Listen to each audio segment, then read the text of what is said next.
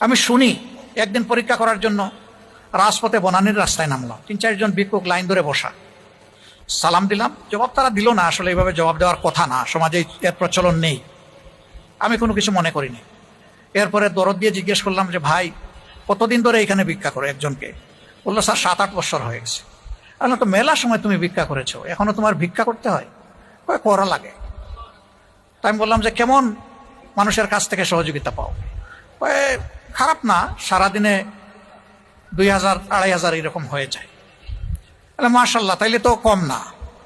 Sir থাকে না। থাকে না কেন? যে প্রথমেই 400 টাকা দিয়ে এখানে বসতে হয়। আমি জিজ্ঞেস করলাম কারে দিতে হয়? আপনি বুঝে নেন।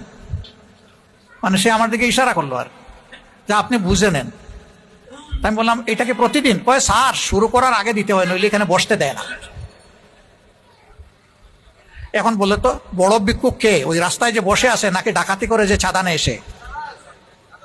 রাজার হস্ত করে সমস্ত কাঙ্গালের জন ছুরি, সেই কথার যেন বাস্তব প্রতিধ্বনি যারা এরকম করে।